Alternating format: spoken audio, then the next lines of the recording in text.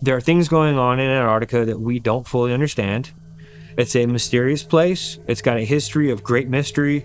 And just a reminder, 1537 Piri Reis map showed it without ice. The best thing we could say is that it would be a different dimension. It was an interdimensional being communicating from another dimension. The claim was that this schematic was to create a flying machine that would allow some of the Nazis to escape some of the coming dark days, and that they could somehow translate or transfer themselves from this realm into the Aldebaran realm.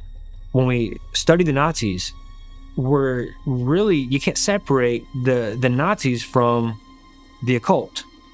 The occult meaning tapping into higher entities, tapping into ascended masters, locating ancient technology, reviving all of these things, and also the interest in the inner earth and the races that might live inside the earth, dating back to being descendants of the Nephilim. Well, the Catholic Church also has set up churches on top of many of these, and I mean the Vatican, by the way, not necessarily the Catholic Church on the corner in your neighborhood, but the Vatican has been setting up churches, taking land, sacred land, entrances into these hollow earth catacomb cities, building churches, cathedrals on top of them. Various places around the world have these subterranean cities, these catacomb cities, and it's believed that somehow they're connected throughout the entirety of the earth. If you have the right knowledge, if you've got the training, essentially you could get from one part of the earth to the absolute opposite, going through tunnel systems in some of these cities. You could say it's a conspiracy theory, but then Time magazine actually covered it. I'm Justin Fall, and you're watching End Times Productions.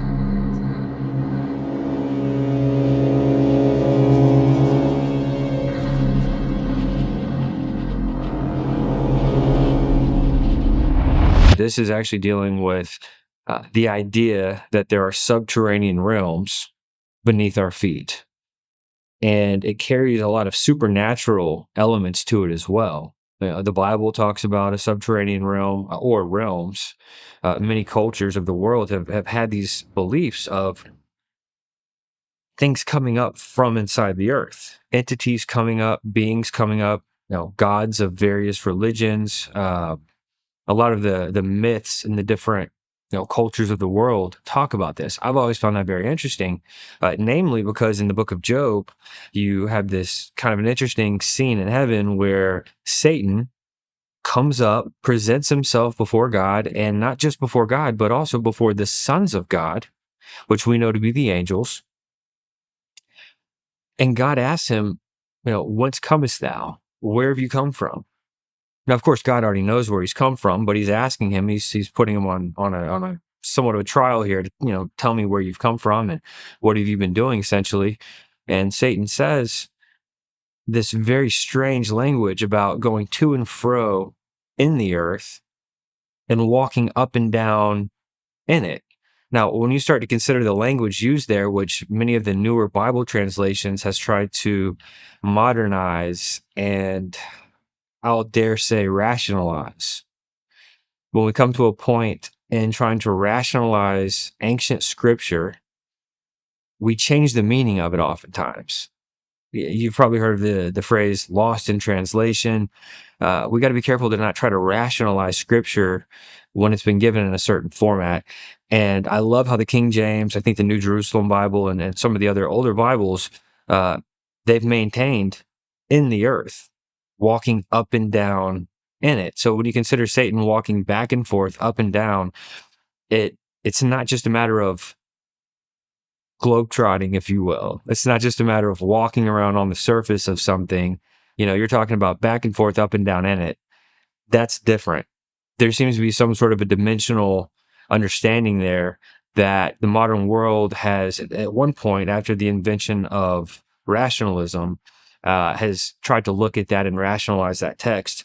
But there's so much in the Bible about subterranean catacomb realms, what some cultures will call catacomb cities, things taking place inside the earth. I mean, we have the bottomless pit, which there is a key to the bottomless pit, where there's going to be an angel who's going to come down and open the bottomless pit at one point, and demonic entities, creatures, Some would even call insectoid type creatures are going to come up out of this portal, if you will, inside the earth. They're going to come up to the face of the earth and bring torment. There's going to be some very strange things happening. Smoke is going to come up out of the bottomless pit with creatures and entities. I want to make another point biblically before we move on to some of the content. When we put together this film, the Hollow Earth Chronicles, and this is the first installment. Matter of fact, it's interesting, when we set out to make this film, the rough cut had just barely been completed, and the late Tom Horn saw the rough cut, was blown away by it, and said, would you please come work over here? Would you mind moving here to do a joint project, co-writing a film, which we ended up doing the writing of the film, Belly of the Beast. But we didn't even have a chance to do a hard release of Hollow Earth Chronicles. It never actually got an official hard release because Tom Horn wanted us to come on out and work on another project with some of his resources, which was a great opportunity. I'm really glad we did, but I'm also very thankful to be now doing a hard release of the Hollow Earth Chronicles some years later, but now released in the 4K master. You're talking about looking at the footage, B-roll imagery in stunning 4K. I mean, ultra high definition, like it's never before been seen. I mean, even if you're looking at it on a 1080p screen, to have 4K footage, the footage looks amazing. So I'm really excited that we're going to be releasing this. But getting into some of the biblical ideas, I just want to kind of highlight a few of these before we move on. In the Old Testament, you have Sheol in the Hebrew. The Old Testament was predominantly Hebrew. The New Testament was Greek. There's kind of a weird cultic conspiracy theory going around nowadays that the ultimate New Testament is in Hebrew. That's completely fabrication. It's very Hebrew roots oriented. There's nothing to validate that. What we know is that the acceptable biblical manuscripts, all the New Testament manuscripts, you're dealing with the Greek language. In the times of Jesus, the apostles, Greek was a normal language in their culture. Matter of fact, when they were quoting the Old Testament, they were quoting a Greek translation of the Old Testament called the Septuagint. And in the Septuagint, we find some very interesting references. That's where we get the reference to Nimrod going through some type of a process and changing himself into a Gabor, or a what some people would call a Nephilim. Not really sure all the logistics there, how something like that could happen. It's obviously some type of an occult ritual, a satanic ritual that would have taken place that could have justified such a transition. But there's also references in the Septuagint about giants in the earth, coming up out of the earth.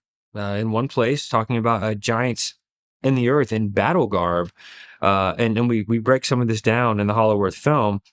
This is not too far from some of the myths and the legends of the Native American, the indigenous people, and the tribes. They have some very interesting things to say about that. We'll get into some of that here in just a little bit. But I want to make this point. In the Old Testament, in the Hebrew, you have Sheol. Now, you might hear people in conversation kind of referring to Sheol, Hades. They'll even in the same conversation, in the same sentence, they'll refer to it as Sheol, Hades. We're talking about the same place.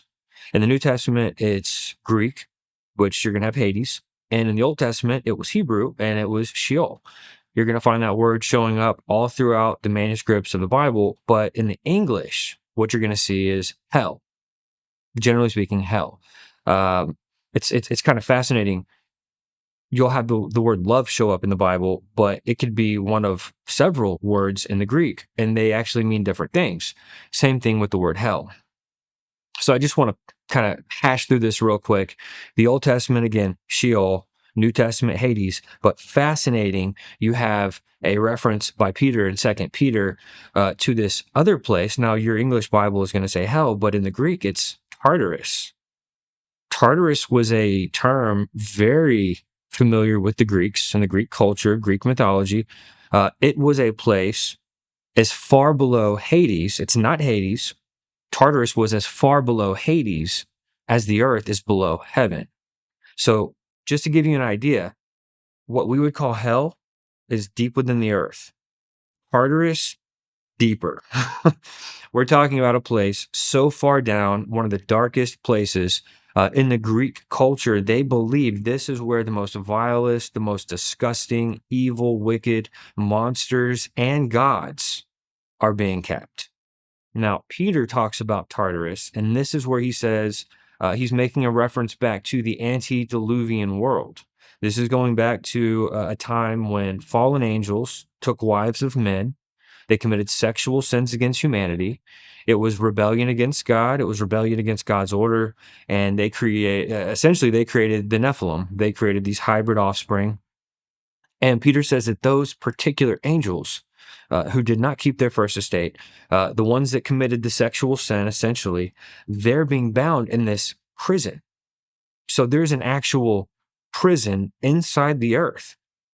So regardless of what shape someone thinks the earth is, or what form of cosmology they want to hold to, that stuff means nothing in this conversation. We're talking about biblical precedent here. There is a place in the earth where the most vilest and wicked demonic entities are being kept essentially right now in chains. It's a prison, it says in the scriptures. And that's Tartarus. And that is as far below Hades, hell, as far below hell as the earth is below heaven, according to the Greek belief. And the Apostle Peter knew all about this. And under the inspiration of the Holy Ghost, he penned his epistles. And in 2 Peter, you find out that's where these angels are being kept. So right off the bat, there is major biblical precedent to things inside the earth, things under the earth, and under the earth could potentially even mean things that are in that very low of low, some of the deeper regions. We also know that Christ himself, after his crucifixion, went down and preached to the spirits in prison. Now, I want to say this. He was not preaching a message of repentance. Okay, the gospel message, Jesus went around preaching, repent. That was a major part of what he preached. That was not what he preached here, because these were spirits in prison. They were not going to get a chance to repent. He went down there declaring victory, that he was literally about to come up from the grave. He was going to be seen by men all over the world. And by the way, when Jesus resurrected, he also brought with him other people who had already died. This is documented. Very few people talk about this. There was also a resurrection with Christ where people were resurrected. They came up, and according to some of the writings of the early church fathers, they lived, they were seen, and then they naturally died again because it was before the time of the official resurrection. So it was just more signs and wonders, miracles attesting to the fact that Christ was and is who he said he was, who he is. Christ is God in the flesh. When he came in his first advent, he was fully God, fully man. In theology, that's called the hypostatic union. We can't really wrap our head around it, but he was not a kenosis Christ. That's heresy. The early church deemed that heresy. This is a very popular teaching in the charismatic movement called the kenosis Christ. It's a heresy. It's taught at Bethel. The Bethel, the New Age church out in California, they teach kenosis Christ. Bill Johnson wrote about it in his book, When Heaven Invades Earth. This is a very popular teaching that Christ literally came and was completely undivine. He laid his divinity down while he came to earth. That is a lie from the pits of hell. He was fully God, fully man. And the truth is, when he went down and preached to those spirits in prison, he was declaring victory. He was essentially spitting in their faces. And then he came up, he rose from the dead, he brought others with him. And again, according to some of the writings of the early church fathers, Jewish historians, they did die again, natural deaths. But it attested to who he was, the God-man. 100% God, 100% man. He went down to the depths. It's kind of interesting because you have the story of Gilgamesh, which is like the oldest, allegedly the oldest story manuscript, which is a poem. Essentially, it's a story, but it's in poetry form. Gilgamesh was kind of a Nephilim type creature. And Gilgamesh goes down into the earth. He goes through these different trials, and it's a journey essentially. And he encounters monsters and weird things inside the earth, but Jesus went down there and declared victory with the power, with what the New Testament, the word for power, the dunamis power, so the Greek word we get the word dynamite from. That's the power of God, the dynamite power, explosive power, unbridled power. We also call that the resurrection power, the power that rose Christ from the dead, which is also apparent in the lives of believers. That's the same power that God has towards us who believe in Christ, the true followers of Christ. We also walk in that dynamite power, that dunamis power. Christ went down there. He did everything perfect in all power, laid his life down, paid for our sins to reconcile a broken and sinful creation. Because of Adam's sin, it's called original sin. We're all sinners because of that. Christ went down into the depths of the earth and declared victory to the most vilest creatures, entities, demonic entities, what the Greeks called monsters. And then he rose and he told about it. Praise God. So there is biblical precedent to these things. And I think it's important to kind of break down some of the biblical precedent first, because as a Christian, as somebody who studies scripture, who takes theology very seriously, anything that we're going to kind of view in our areas of research, I think it's important that we have a strong biblical precedent first so that we can view everything else through a biblical lens. So now that we've kind of established the biblical precedent that there are demonic things going on inside the earth, Satan himself said he's been walking back and forth, up and down in it. What type of demonic complex is there in the earth? So it was important to kind of get past the biblical precedent first. Now we can talk about some of the different cultures of the world, what they believe, and some of the fascinating stories there to help us better understand kind of a well-rounded view of what is actually going on inside what we call the Hollow Earth. When we go back to some of the indigenous cultures, and it's really fascinating. I'm part Cherokee. And I know everybody says they're part Cherokee in America, right? Pretty much everyone here has a little Cherokee. No, I'm part Cherokee, and I've always been fascinated by Native American culture. When I was a child, I got to go to some of the reservations in Texas, and it was a really good experience. But when we filmed the Hollow Earth Chronicles, we actually went on to a reservation of the Arawak, where we spoke with an Indian chief who we feature in the film, and we get into some of their legends and beliefs.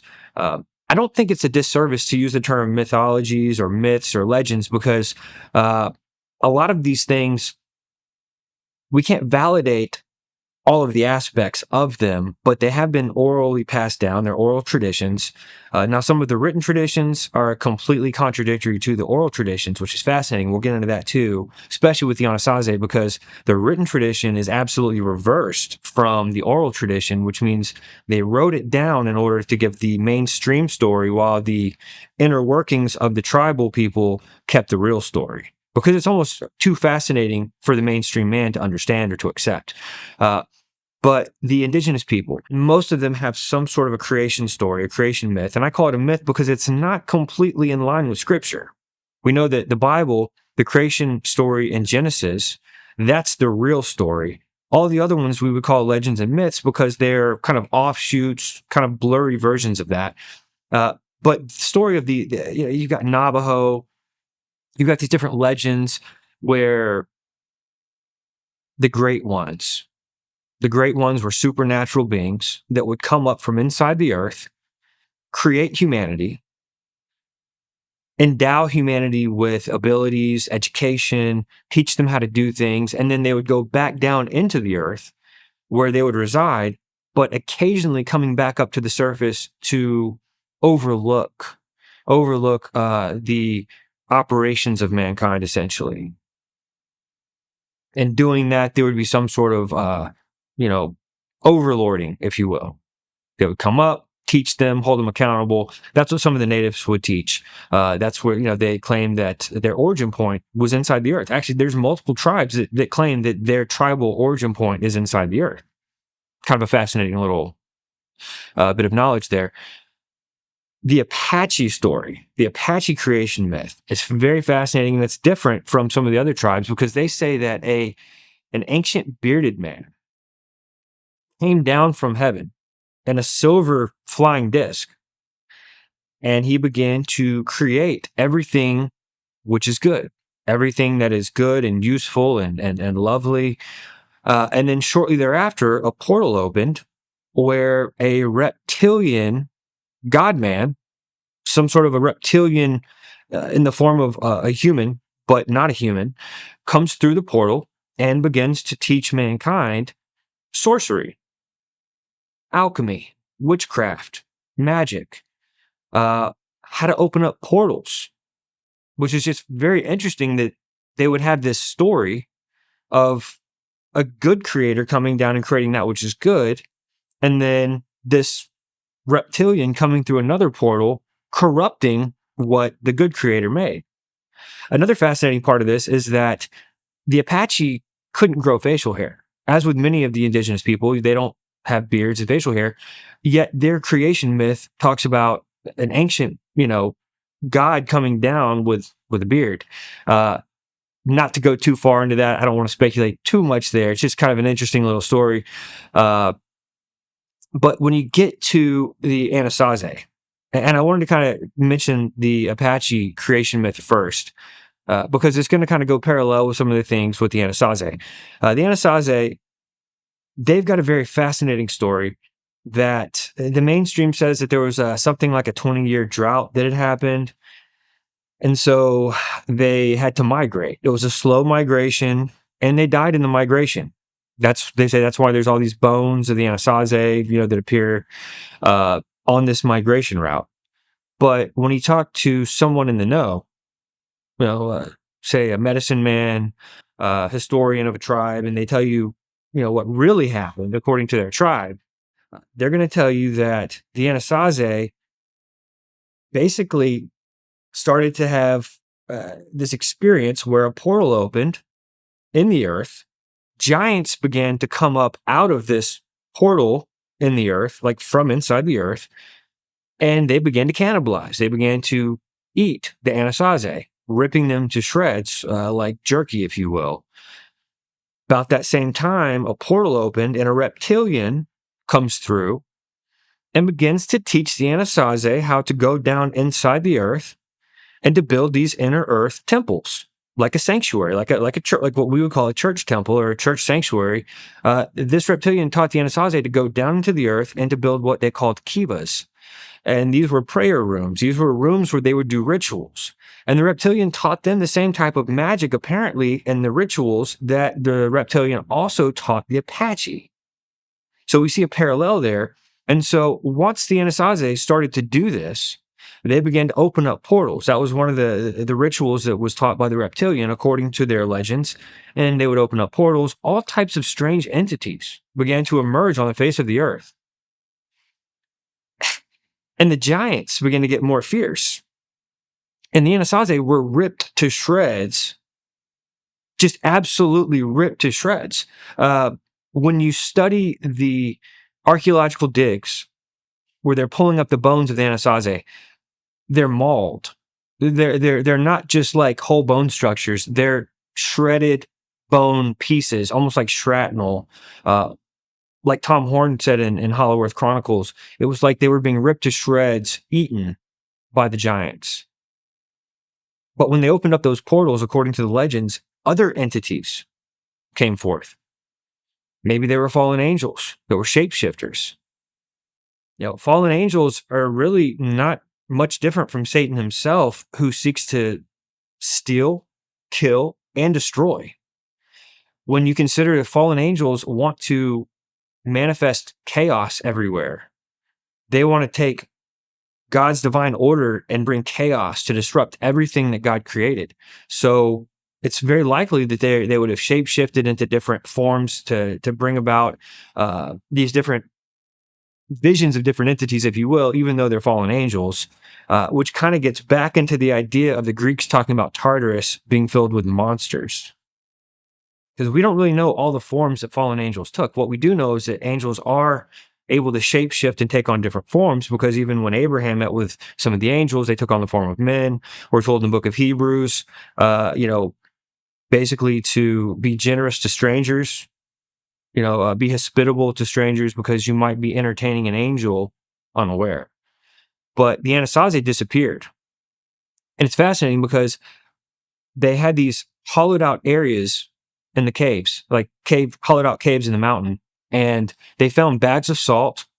They found tools, things that would have been, apparently in that time, salt was like gold.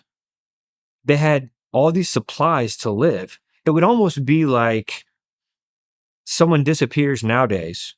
You're watching like a true crime show and this lady disappears and they say, oh, well, she just left her husband. But then they find her car and she's got milk, eggs, cheese, groceries in the back seat. Obviously, if she was trying to run away, she would not have bought groceries to leave in the back of the car. The Anasazi, just like that, would not have had all of these things in place. They wouldn't have left that behind if they were just going to migrate. So there's a lot of conspiracy involved in the story, the official story that they have repackaged to tell of the Anasazi. One of the most mysterious of the tribes. When you think about the biblical explanation of the giants, they were hybrids. They weren't completely angel and they weren't completely man. So they would have had qualities and characteristics that were supernatural beyond what a human would have. However, they were not living in a heavenly abode. They would not have had access to the different heavens like an angel might. So I believe that the giants definitely would have resided inside the earth. Now, I do think that there's some possibility of in these cavernous regions, and we're going to get into some of this in a minute, even deeper. But the idea of these cavernous cities, these catacomb cities inside the earth, I do believe that there are dimensional realities there, kind of like Tartarus. I don't believe that you or I could go on a journey and physically approach Tartarus. When Jesus did it, it was because he was God. He was able to go through the dimensions. There's certain things that we can't do, kind of like the Garden of Eden. Let me just explain this real fast. The Garden of Eden is still in existence today, but it's being guarded. The Bible says this. So we can't really go find it or approach it. There's no way that we could actually, walk up on the Garden of Eden and make our way into that paradise. It's being guarded. You got flaming swords. It's not just some place you can just go walk inside. Just like Tartarus, we can't approach Tartarus. We would not be able to go to hell, essentially.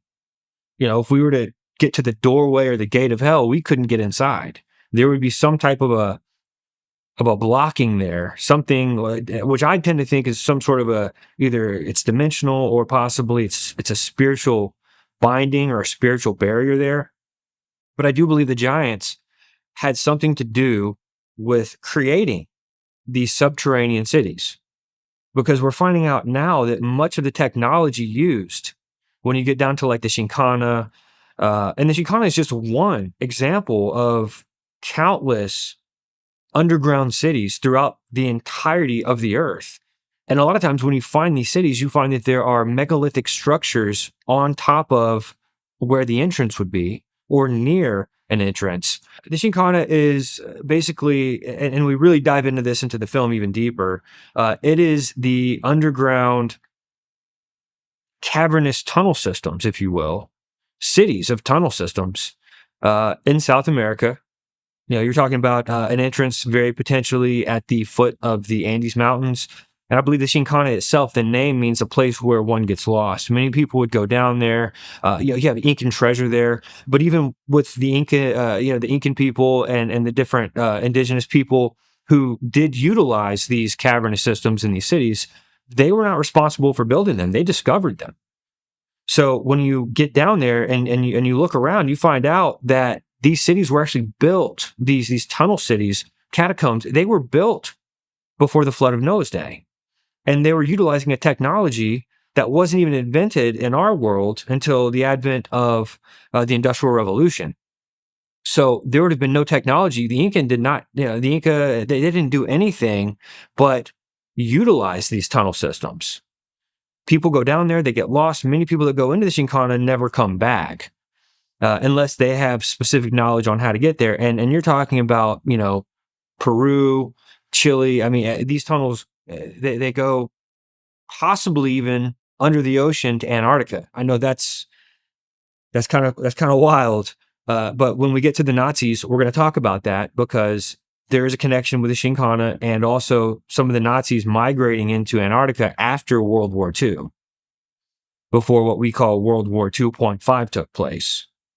That's a fascinating topic. But various places around the world have these subterranean cities, these catacomb cities, and it's believed that somehow they're connected throughout the entirety of the earth.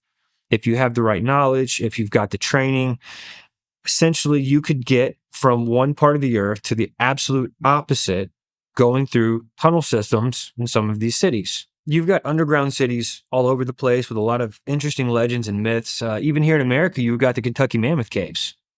You've got Changsha. You've got different places in Asia Minor. One of the things that's real fascinating is that when you get to India, not only do they believe in the subterranean realms, and in the Hindu belief, they also have references to what we would call Agartha, Agarthi. But in the Hindu tongue, they call it Aryavartha. Now, Aryavartha is very, very interesting because it translates into English as the land of the Aryans. The Aryans. Now, scratch your head on this for a minute. The Aryans, that was the name of the race that was considered the supreme race of beings that lived inside the earth. That was part of the theosophical root race theory. You had Madame Blavatsky, Rudolf Steiner. You had some of these others that really focused in on this Aryan race being the supreme race of supreme races. Because in the root race theory, you had these antediluvian races. The Aryan race kind of overtook everything else, became the supreme race, which later on the Nazis believed that they were a watered down descendant of the Aryan race. But the Hindus clearly teach that this subterranean realm is called Aryavartha, the land of the Aryans. Now, the Aryans are not human, by the way. Very much a reference likely back to first generation, second generation Nephilim, or even directly to the gods of old, which we would call the fallen angels that kept not their first estate. What was fascinating is that the Hindu belief, while also paying nod to Shambala and some of these other titles for the inner earth, realm, the Indian belief has some different views on some things. And I just want to outline this real briefly. You have this group of serpent people that the Hindus talk about called the Naga. Kind of a scary, horrific thought. They're serpent people. What maybe we would call them reptilians. That's not the language used in the Hindu culture. They're just serpent people. But they have an affinity for water. A lot of times they have entrances underneath water that lead into their subterranean realms. And the two cities that are most closely linked to this is Bhagvati and Batala. And basically, they're as above, so below. So you've got actual real cities, Patala and Bhagvata, they're on the surface. I'm sorry, Patala and Bhagvati, they're on the surface, but they also believe that there are subterranean cities under the same name that are parallel. The whole as above, so below. You've got the surface level, and then you've got underneath the world that we know, and they believe that's where the reptilians live, what I would call a reptilian, but what they call the serpent people or the Naga. The Naga also show up in some of the different cultures of Buddhists, Thai. It's not just the Hindus. But the Naga people, there's a lot of very rich history. When you go to India, you'll see a lot of rock carvings. You'll see a lot of different displays of what these serpent people might look like. And they're all different. Like, you're not going to see, they don't all match up and line up. You're going to see some that look like cobras, like a cobra man with a hood, like the cobra hood on the back of the neck. And then you'll see others that look like almost like a reptilian mammal. It's very, very weird to see all these different reliefs and rock carvings and even idol statues created.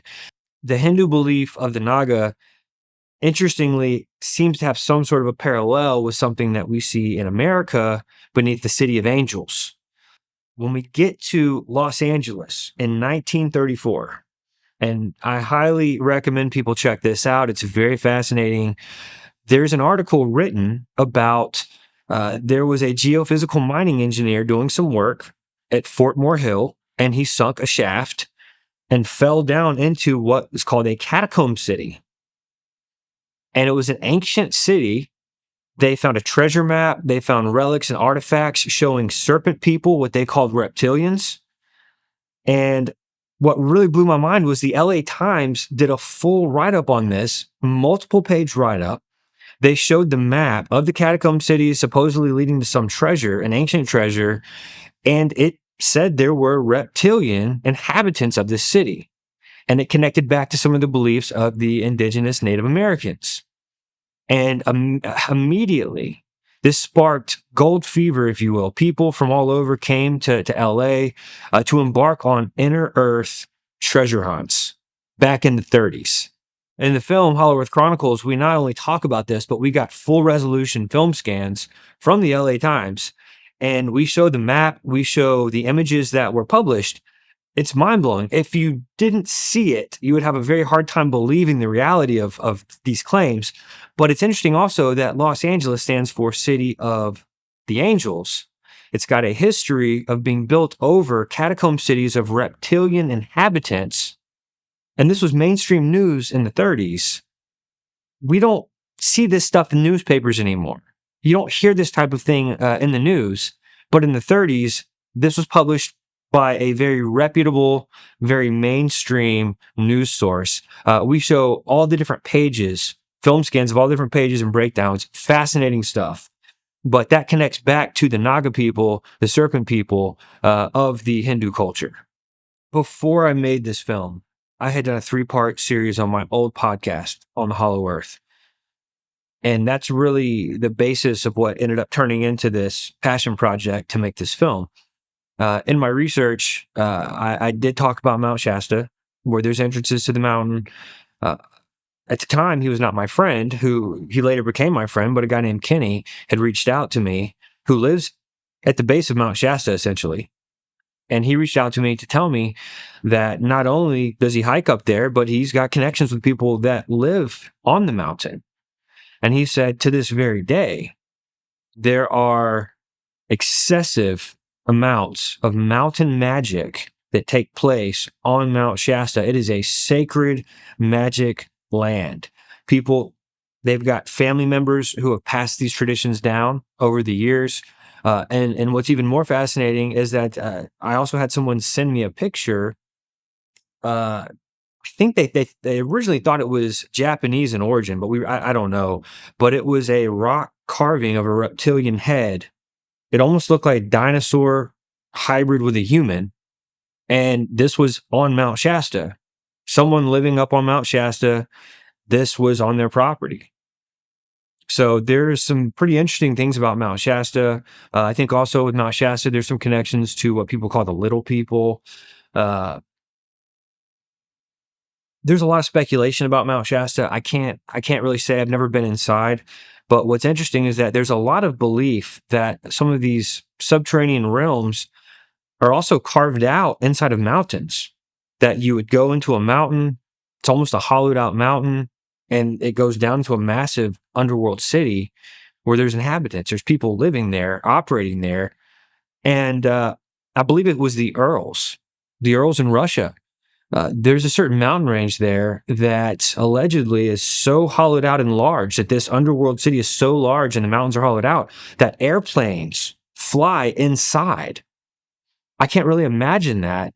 We do show some different artistic renditions in the film of underground cities, massive underground cities, with what we would call skies. You know, like essentially space where planes or flying craft could fly around. And that's another thing that you really find kind of across the line. A lot of the stories where people end up in these subterranean caverns, where they encounter these creatures, these entities. There's always technology beyond what we have on the surface. A lot of times there's some sort of a flying disc or flying saucer being utilized, transporting around inside of these subterranean realms. Matter of fact, the idea of UFOs coming up out of water, goodness, there's countless stories in California, especially out around Malibu, UFOs coming up out of the water. And you say, well, where are they going? You know, when they come back down and they land in the water, where they're going, where do they go? Well, there's Going back to the Naga, the reptilian serpent people in India, the entrances to their underworld cities are a lot of times near water or underwater. Like you would have to get down into the water. You've got these native stories of like the coming of age stories in order to become a warrior in the tribe, where they'll send the boy. He's not a man yet. They'll send the boy. He'll have to dive into the water, make his way into a cavernous system underneath the water to where there's oxygen. And then from there, find another body of water inside the earth, and then go down there and retrieve some type of a relic, a religious relic pertinent to their tribe, pertinent to their people or their ancestry. And then he's got to get that relic and bring it back up through these different layers of catacomb, what we would call like a catacomb city, or a cavern beneath water with another cavern beneath more water. I mean, it's wild stuff, but they come back with these relics, and now they're a warrior, they're a man. They can enter into that caste system of the tribe. So it's really not outside of that realm to have a UFO coming up out of the water and then going back down into the water, and then people go diving looking for it, and there's nothing to find. There's no trace of it beneath the water. I believe that many of the deep underground military bases could likely go back to the antediluvian world. They're already there. They're already created. And I mean, just think about it. The Vatican goes around everywhere. The Catholic Church is well known for taking over sacred sites. They just show up, take it by force, political persuasion, like Mount Graham, places in South America, near the Chinkana. You've got all these stories of the Catholic Church doing that. Well, think about the American government. Not to shame anyone here, but the American government is well known for taking things, sacred land, taking things from the Native Americans, the indigenous people. And so these ancient cities underground, these tunnel systems, catacombs, whole cities, hollowed out areas, being antediluvian, the government could have easily taken over these things that were already created, maybe created some extra structural divisions, walls, basically building inside of structures that were already existing before the flood. Because the structures themselves are so well built, and there is architecture used that is very much connected with megalithic structures around the world. And our governments did not have that technology until the advent of the Industrial Revolution. And so it would make sense that they went down there, took what was already there, utilized these underground sanctuaries, underground cities, what have you, and built inside of them with our modern technology, setting up what we would call deep underground military bases. And likely also, like getting into the Phil Schneider content, that there would be some levels inside of these military bases where you can't use the name Jesus. I'm sure we've talked about that previously with our other film, Higher Entities. And so that's already down in a region that they might have already been inhabiting.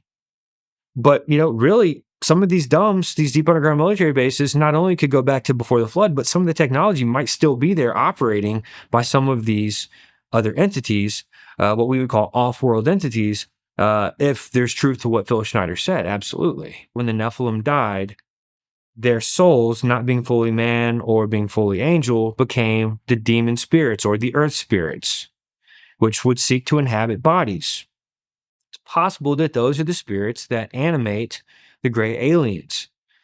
There have been a lot of reports from people who claim to have been in the know that the gray alien was a biological suit created specifically to give a body to demonic spirits that go back to before the flood of Noah's day, who, by the way, did not survive the flood, but their spirit is eternal. And that pays even more respect to the teaching of Jesus that eternity is eternity is eternity. There is no annihilation.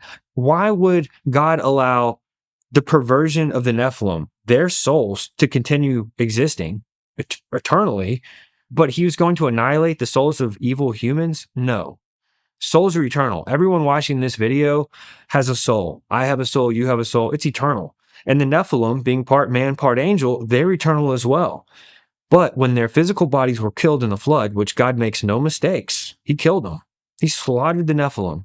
But the reality of the matter is God killed them with the flood, there was a second incursion. That's the only thing that lines up with scripture, because they were before the flood and after, when the sons of God came in unto the daughters of men and they bore offspring. They became the mighty men of renown, the men of old. So, yes, there were Nephilim after the flood, and there's very good evidence that there are still Nephilim bloodlines today, by the which the Nazis believe they were descended of one of these lineages. We'll get into that here shortly, probably. But the Nephilim probably had a hand in building these massive tunnel systems, these tunnelways, these underground cities with the fallen angels. Remember, the angels kept not their first estate. What does that mean? That means they didn't stay in the abode that God created for them. They rebelled. They wanted what man had. They were jealous. They came down here to earth. So they didn't keep their first estate. Where did they go? They came to earth. What better places to inhabit than the places that man can't inhabit? So they go to inner earth, beneath the oceans. And that's why one of the theories with the Chinkana and with some of the other subterranean systems is that there are tunnels beneath the ocean floor. That's how you would be able to connect one end of the world to the other, via subterranean system. One of the reoccurring themes that shows up no matter where you look, whether it's History Channel, whether it's books, newspapers, interviews, they all agree that the Nazis believed in what's called the Aryan race, which they believed was the supreme race. And it's interesting because somehow that gets shifted to believing that it's the white race, which is not at all what that's not what the Aryan race was. The Aryan race was part of a supernatural descendants of the gods, according to theosophy. This is getting into the root race theory. And you mentioned earlier on about Lemuria and Atlantis.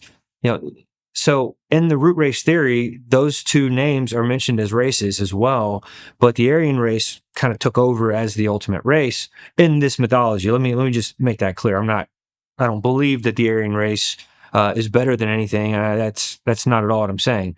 In their mythology, they say that the Aryan race was the supreme supernatural race, but it was not man. And so this idea of the Aryan Brotherhood and stuff in modern world, like neo-Nazis, just a bunch of hogwash. It has no origin point with the ancient view of these things. It's just man doing what man does, being stupid, trying to find answers to things outside of God's word.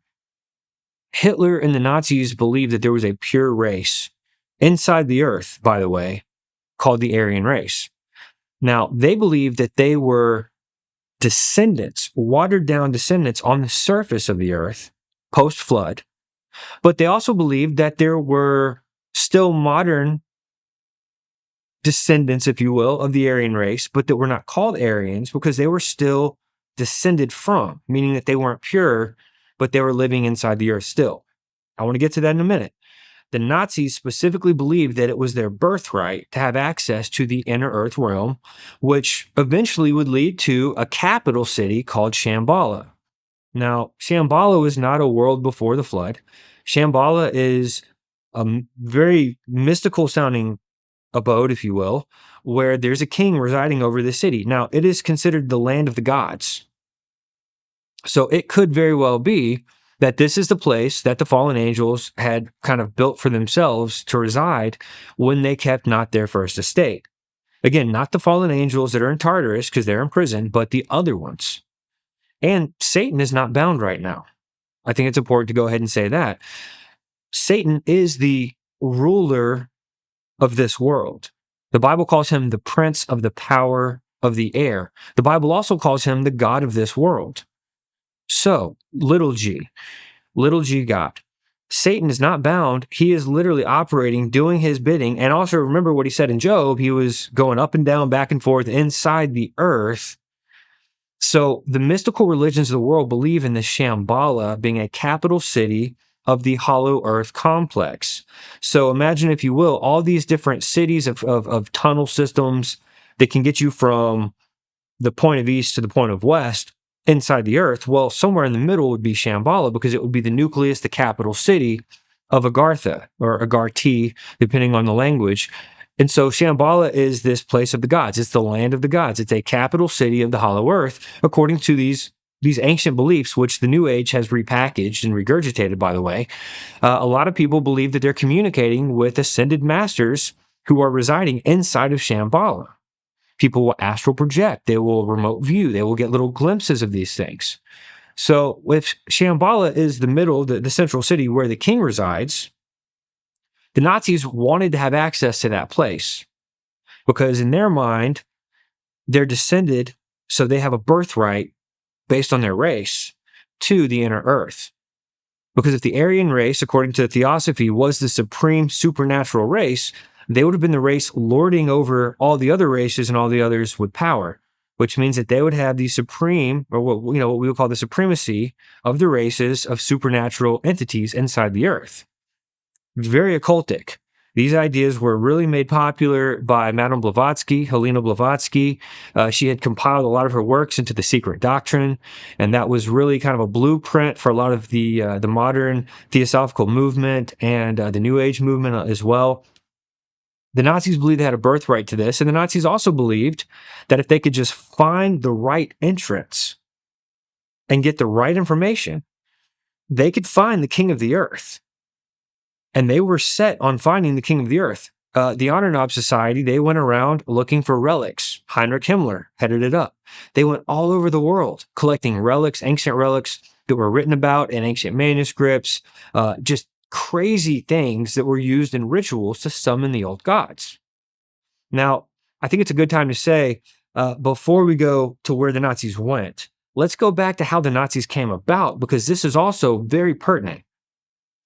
After World War I ended, Germany was in shambles. I mean, you're talking about devastation. You can find footage of this, film footage of the remains, what had happened after World War I. And so 1910, there was a society developed called the Thule Society, and it was a secret occult society. And the Thule Society, there's also connection to the name Thule also as also being a city, an antediluvian city, depending on who you talk to. But the Thule Society, it came about, it was birthed in 1910. And then you get up to 1919, where they entered into the political scene by the creation of the German Workers' Party. So this was how they brought occultism into the politics. It wasn't always like that. It was strategic. And so this Thule Society, they enter onto the political scene and they start basically offering ways of rebuilding Germany from the shambles of World War I. The people were fertile. They needed some hope. They needed something that was going to bring them out of this. They needed a resurrection, if you will. And the German Workers' Party, through the Thule Society, did just that. And that's why when you look at a lot of the videos of the Third Reich, they would have these processional marches. And you would see these statues and imagery of the gods of old. A lot of the basically resurrected ancient Roman paganism, Babylonian paganism, Babylonian, what we would call Babylonian mystery schools, getting into polytheism, the gods. And so they entered onto the scene in 1919 with the political system, with the German Workers' Party, and everything started to shift. That was really that was the time when Adolf Hitler was being groomed specifically for this role as an occult leader. Most people don't know this. He did not just get groomed in that time period. He actually, going back to his youth in Vienna, was being trained up in theosophical literature, things that were absolutely prepping him. You hear stories of like wealthy children going to preparatory school. They're being groomed for political roles. Well, Hitler was being groomed for an occult role from his childhood. So by the time 1919 rolls around, the invention of the German Workers' Party, Hitler is essentially just walking out the things that he was being groomed for as a child. But now he's being trained in Vril magic. That's VRIL, the Vril. Now, this takes us back to 1871 with this book that comes out by Edward Bulwer Lytton called The Coming Race. Vril. Literally, Vril was in the title, Vril, The Coming Race. And it talks about this man who basically sinks down into this catacomb And he falls and stumbles down into this realm where he meets a supernatural group of entities called the Vril. They're sort of human, but they're supernatural. They've got latent abilities. They can communicate telepathically. They've got crystals where they can project energy and telepathic thoughts through their crystals. But it's important to note that this book was never sold as being true. It was always considered fiction in its day. Never claimed to be nonfiction, by the way. However, the late 19th century occultists, again, Madame Blavatsky and Rudolf Steiner, they took this information and they said that it was actually written as a coded, non-fictional truth. Basically, it was a biography, but it was written in the form of fiction. Like, it was sold as fiction to the mainstream people. Basically, it was a way of hidden in plain sight. That's what they believed. They fully believed this. Now, Blavatsky is the one, again, who founded the Theosophical. All her works were the basis of the Theosophical Society. And what was fascinating was that they taught that this particular book was a manuscript for those who were initiated.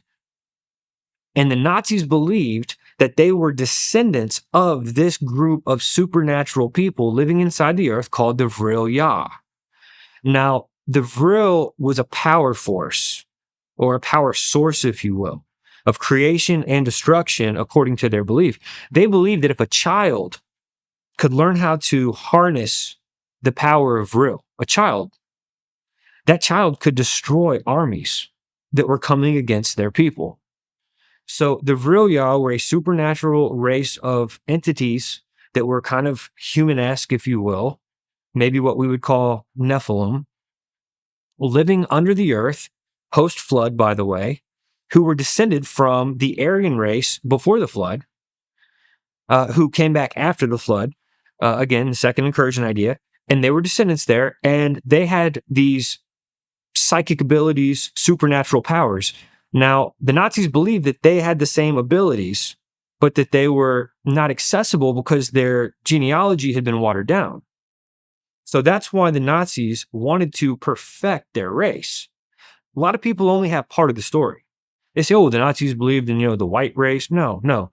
They were trying to perfect a supernatural race of Nephilim bloodline that was, according to Edward Bulwer-Lytton and the Theosophists, that they were living underneath the earth even to this very day, but they had no reason to come to the surface. They had everything they needed down in the earth, which is kind of reminiscent of the idea of Shambala also being in the earth, where they would have no need to leave this paradise land. They have everything they need down there for whatever the reason. They would only come to the surface if they had to. So the Nazis not only wanted to get down there, they were constantly looking for anything that they could find. High technology, entrances into the Hollow Earth, writings by the various cultures that might help them find the right entrance to get to the king of the earth. So the Nazis were just completely obsessed with this. So they ended up going over shortly before their new Schwabenland expedition, which was 1938. Shortly before that, they go over to Greenland and they locate this set of manuscripts called the Edda. These were ancient Nordic writings that were detailing a hollow earth and an entrance into the hollow earth. The Edda then led them over to the Tibetan monks, namely the Bon Post sect of the Tibetan monks. They were the ones that were guarding the opening to the Himalayan mountains. Essentially, there was allegedly there was an opening to the Hollow Earth in the Himalayan mountains being guarded by these monks. And it was rumored that the monks had contact with a superior race of beings that lived inside the earth. They were called the White Brotherhood. It had nothing to do with the Nazis and the white race, I had to say. But the monks claimed to have had regular contact with what the general term was the inner chiefs. They got in with the inner chiefs. They were also called the White Brotherhood when you get into Theosophy and some of the occultic writings. I think if you want to look at things through the most biblical of lenses, the White Brotherhood could be one of two things. They could be fallen angels. Now, I don't know if we've talked about this in a previous interview, but if you do the math based on some of the language in the Bible, there's easily 30 to 50 million fallen angels. There's a passage in scripture that talks about the hosts of heaven, the number. And when you look at the idea of 1/3 of the angels falling, that's where, and I know that there's some symbolic language there, but most scholars agree that 1/3 of the angels fell with Satan. If you take 1/3 of that number, you end up with somewhere, and again, I know you say, wow, 30 to 50 million, that's a pretty big window. But when you're dealing with ancient numbers, a certain number or a certain descriptive number could be on the low end this, on the high end this. So if there was somewhere between 30 and 50 million fallen angels, only some of them are bound in Tartarus. So there's a lot of fallen angels, but there's even more holy angels, which is awesome. The angelic hosts of heaven, the armies of angels in heaven, far exceed the angelic armies of Satan. Because the ones that fell, and by the way, there's also scripture talking about elect angels. So not only does God elect humans, he also has elect angels. Kind of a cool little side note. So I do believe, looking through the biblical lens, that what would make the most sense would be that it's a fallen angel taking on a certain shape or form. Again, the whole shape-shifting ability. Or it could be a demonic manifestation, because demons are very well known to manifest as apparitions. You hear stories of an apparition appearing to someone, and they appear and then they disappear.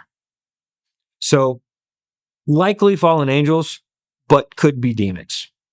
So the Nazis go over there, and these Buddhist monks knew who the Nazis were, of course, and they welcomed them. We actually document this in the film. We have a lot of really high resolution images showing the Nazis with the Buddhist monks.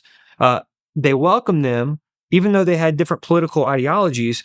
They believed that the Nazis were a fulfillment of a prophecy given in their Buddhism, where the Nazis were going to fulfill what's called the fifth Dharma cycle. And so they welcomed the Nazis. They said, yes, in fact, we do have contact with the inner chiefs, the White Brotherhood, which were divine entities according to them.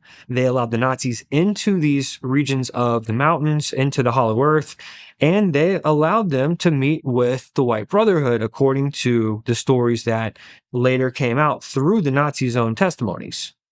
They also allowed them to use some of their technology to do electromagnetic testing into the earth where there were openings. Now, here's where it gets interesting.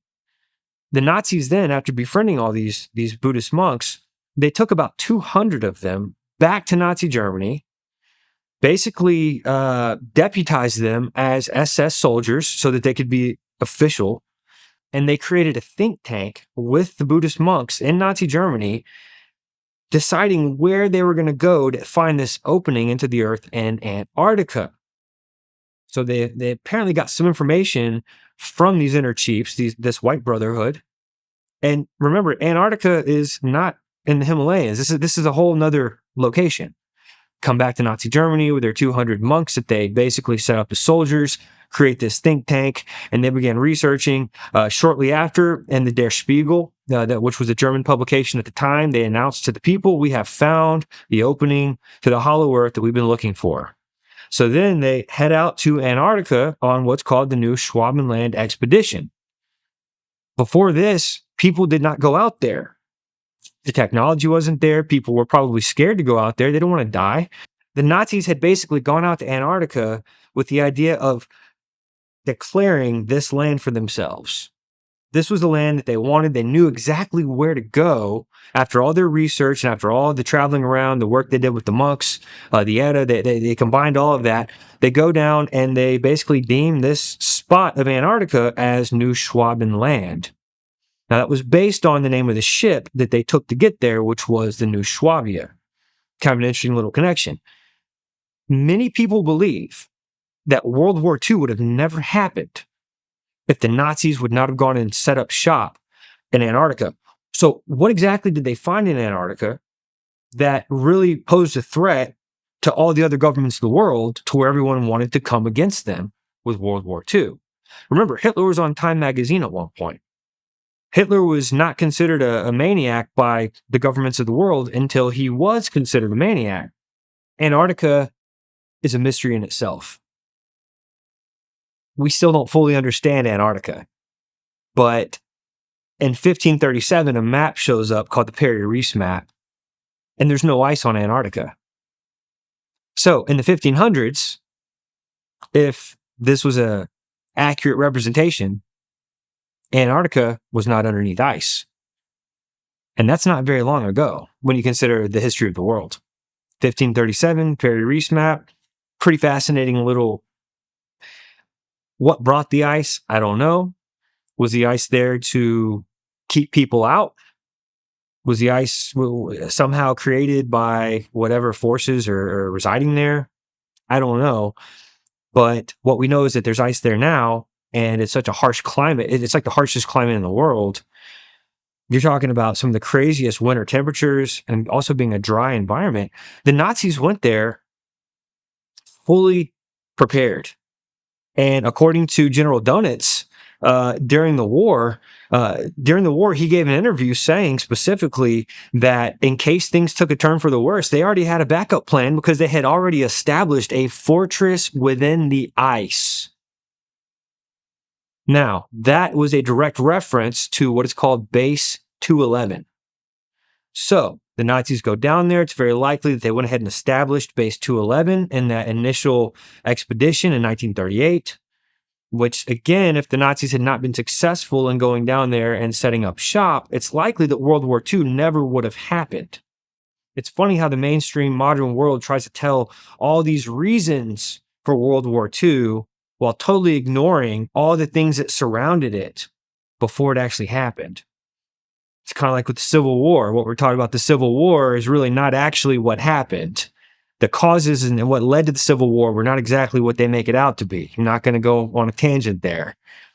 But people love to take their agenda and to paint history with the paintbrush of their agenda. So, the Nazis come back, and you now have World War II stemming up. This is wild. Everybody's coming against the Nazis. I'm not saying they were good people. They were not. They were occultists. They were very much racist in the term that they wanted to perfect their race. They wanted to bring out their latent abilities. If in fact they were descendants of these Aryan Nephilim, that's what they wanted to do. And again, this is their belief. This is what they believed was their birthright. And something led them to Antarctica. And by the way, they come back from Antarctica and say that they had contact with the king of the earth. You do the math, figure out what that means. The king of the earth, prince of the power of the air, the god of this world, the king over Shambala. It's not really that much of a stretch. They obviously came into contact with Satan if they came in contact with the king of the world. In their terms. They come back, World War II starts. Interestingly enough, before the war started, they started sending submarines of some of their highest ranking Nazis. You're talking about doctors, engineers, the most brilliant minds, the magicians, occultists. Before, during, and even after World War II, they began a massive exodus of what totaled to be over 1 million Nazis that just fully disappeared. And they didn't know they disappeared until after the war, when they were doing checks and balances on everything in Germany. The entire Reichstag Bank disappeared by design. I mean, this is all by design. The Nazis knew what they were doing. They were taking these submarines before, during, and after the war in this massive exodus. By the way, during the war, a lot of strange things were happening in Nazi Germany. You had this society called the Vril Society that were really showing their colors. The Vril Society was the inner workings or the upper echelon of the aforementioned Thule Society. So the Thule Society was basically that was the group, that was the general assembly of this secret society. But the the Vril Society was like the upper echelon of the Thule Society. And the Vril Society were the ones who were actually doing the seances, who were trying to tap into the Vril power that we've already discussed. The Vril was that power of creation and destruction, that power that would also awaken their abilities, going back to the Vril Ya superior race, who they believed were their ancestors currently living inside the earth. I do want to talk about the Vril Society once we get there. We've got a little more to cover here about the war. World War II takes place. The Nazis basically get their butts handed to them. That's what we're told. Hitler's dead, along with all these other major German Nazi leaders, are declared dead. That's not what happened. Although the newspapers were saying that. We have the now declassified FBI documents, which we took from the FBI website. We got them directly from the FBI. We show them inside of the film. We do high resolution zooms. You can see the images. Hitler was spotted in Argentina after World War II, alive and well near the foothills of the Andes, which is interesting because that's also allegedly where one of the entrances to the Chinkana was. You also, around that same time, had all of these European twins, identical twins, blonde-haired, blue-eyed, identical twins being born to South American women that were not blonde-haired and blue-eyed.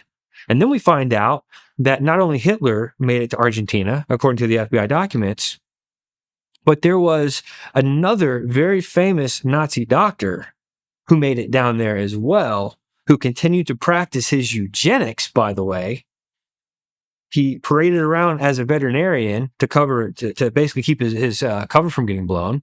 But he did all sorts of these experiments on the women down there, and he was going around delivering their children.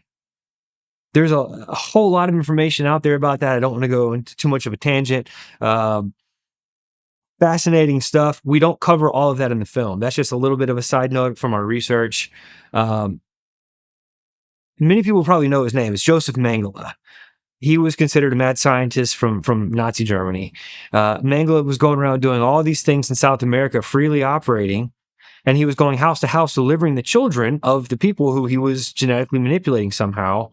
And that's why we have a whole lot of these European families now living there that were born from South American lineages, but they appeared to be German. It's completely wild. And what really made it even crazier was that you could say it's a conspiracy theory, but then Time magazine actually covered it. Yeah, really wild stuff about Joseph Mengele and everything that he did down there. He was also one of the doctors who was known for trying to take twins and transplant. He would take the eyeballs out of twins and switch them. He was trying to figure out if twins could be interchanged with their organs and their body parts. Very, very demonic stuff. So anyway, the FBI recognized that Hitler was alive and well. He was he obviously had made it down to Argentina, the foothills of the Andes. From there, we believe that he went to Antarctica. And you say, well, why didn't he just go in the submarines? Because everybody else was going in subs. Hitler was a very, very sensitive target. Everyone was looking for him. The powers that lied to the world and told us that he was dead, they were on a mission to locate him. So because of him being such a high value target, he would not have gone with the mainstream masses that were accessing down in the submarines. And by the way, these submarines normally would have had a payload of about 8 to 12 people. The Nazis were cramming upwards of 50 people in these submarines to send. They were trying to get as many of them down to Base 211 as they could as quickly as possible before, during, and after the war. Over 1 million of them made it to Base 211. Then the leftovers were brought to America, forgiven of their war crimes, totally forgiven of their war crimes, such as Wernher von Braun. He comes down and he ends up being like the father of NASA. Basically, NASA is created. The pharmaceutical industry is just booming now because the pharmaceutical industry came from Nazi Germany. Amphetamine pills, Adderall. That was essentially crystal meth in a pill that the Nazis created. The Nazis were able to stay up for weeks at a time on their amphetamine pills. All these pharmaceuticals that people take today and think that they're safe and effective, well, they're effective. Not sure if they're safe. That was a product of Nazi Germany. The dexedrine, different types of methamphetamines, that all came from Nazi Germany. That's how the Nazis were able to stay up for weeks plotting and fighting and doing all these things, all their missions around the world. They were high on amphetamines. Now, when we get into the Vril Society and the seances that they were doing, we're going to learn that a lot of the technology and the information that the Nazis had, they were getting it directly from otherworldly entities in their seances. Absolutely, they were getting technology, pharmakeia, chemical compounds and formulations. They were not just sitting around making this stuff up. It's kind of reminiscent of Nikola Tesla and others who were bringing high technology to the world. Well, where did they get that technology? Well, they were in cahoots with certain entities, seances. Sometimes they're referred to as ascended masters. But this goes back to what was taking place when we look back to the Native American stories of the Reptilian coming through the portal and corrupting mankind and teaching mankind magic, cutting of roots, mixing of things to make potions, all kinds of, what eventually turned into synthesizing things. So I definitely believe that does come at its core origin point. It would be from seances. It's kind of like Black Sabbath said there was always the fifth member of the band in the room writing the music for them. Keith Richards from the Rolling Stones would talk about sitting in a chair, certain body parts getting hard and cold and being taken over and foaming at the mouth. Santana, you've got these crazy interviews that they gave where they would be taken over by an entity, and then the next thing you know, they've got hit music that the world loves.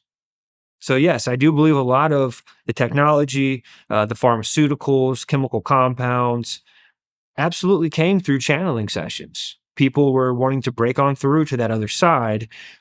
Jim Morrison, no pun intended, break on through to the other side. It was not uncommon for some of the movers and shakers, the famous, those that are loved by the world.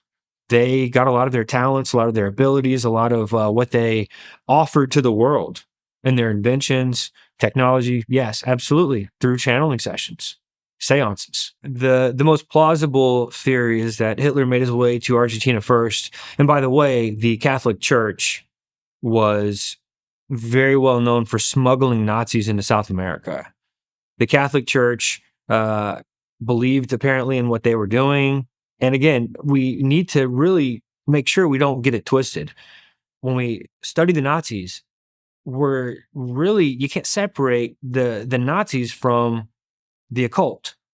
The occult meaning tapping into higher entities, tapping into ascended masters, locating ancient technology, reviving all of these things, and also the interest in the inner earth and the races that might live inside the earth, dating back to being descendants of the Nephilim. Well, the Catholic Church also has set up churches on top of many of these, and I mean the Vatican, by the way, not necessarily the Catholic Church on the corner in your neighborhood, but the Vatican has been setting up churches, taking land, sacred land, entrances into these hollow earth catacomb cities, building churches, cathedrals on top of them.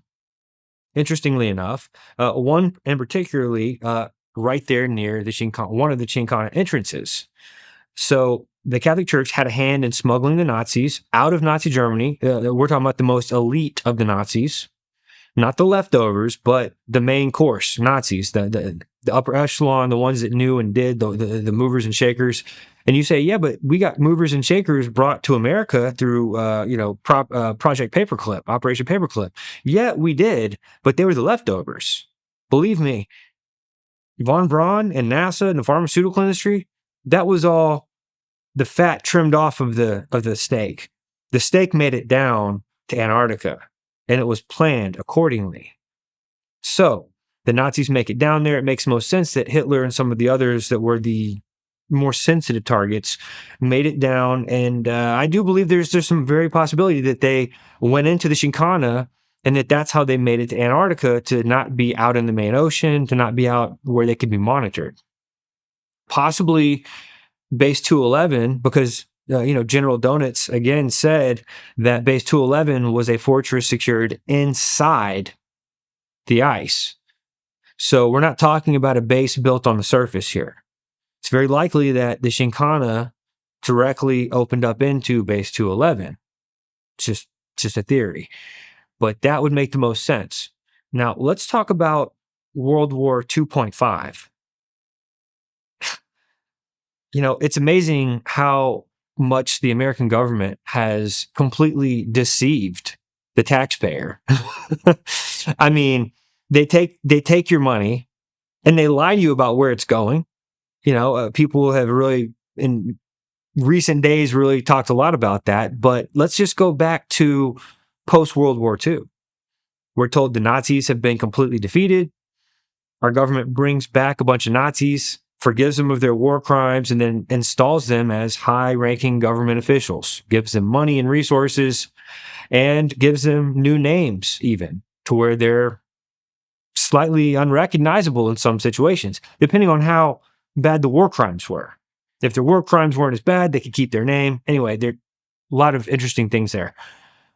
The Nazis were down in Antarctica. The powerful Nazis, they had a fortress in the ice, and according to their own declarations, had been in contact with the king of the world. So, we have a very interesting scenario arise known as Operation Highjump. Now, the American government tells the people, they really build this up with a massive public relations, film footage, interviews, TV, just propaganda, that Admiral Richard Byrd, was going to be leading this massive exploration mission with somewhere over 4,000 people from the United States, Britain, and Australia, with a flotilla of 13 ships, whole bunch of airplanes, whole bunch of tools. They tell the people that it's an exploration mission. Here's the problem. There was not one exploratory ship. Every ship was a warship. Fighter planes, tools for war, not lab technicians, soldiers, military personnel. This was not an exploratory mission. They were going down to the ice to continue World War II. They were going down to the ice to try to finish what was started in Nazi Germany and defeat the last bastion of Nazis.